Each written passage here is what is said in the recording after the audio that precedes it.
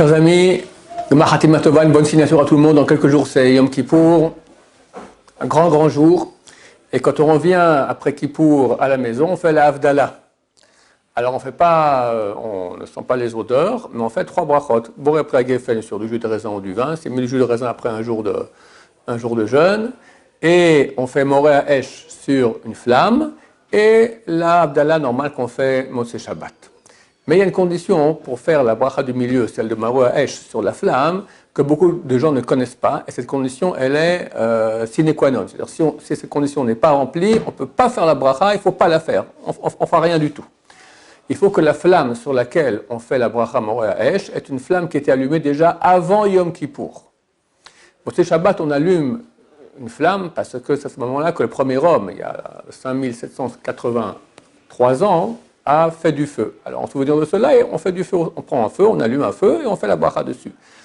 Mais lorsqu'on sort de Kippour, il n'y a aucun rapport avec le premier homme. Alors pourquoi est-ce qu'on fait la bracha? Parce que contrairement, pour montrer la différence qu'il y a entre Yom Tov habituel et Yom Kippour. Yom Tov, on peut utiliser le feu. On ne peut pas allumer un feu, mais on peut passer une flamme d'une flamme à une autre, etc. Par contre, Yom Kippour, c'est interdit, c'est comme Shabbat. Alors pour montrer que le feu était interdit pendant Shabbat, on ne pouvait pas passer une flamme d'une bougie à une autre, alors on utilise maintenant la flamme, mais il faut que cette flamme ait été allumée pendant tout Yom Kippour.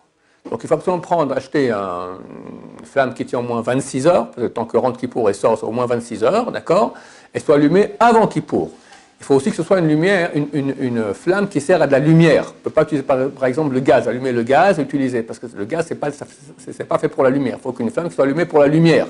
Ou par exemple une flamme qu'on allume pour l'élévation de l'âme d'un défunt. C'est interdit. On prend une flamme pour lumière qu'on allume avant Kippour, et après sur cette flamme-là, ou on peut allumer une autre bougie avec cette flamme-là, parce que ça provient à la base d'une flamme qui a été allumée avant Kippour. Dans ce cas-là, et uniquement dans ce cas-là, on peut faire la bracha Moré à Esh. Je vous souhaite à tous, Gemar Hatima Tova.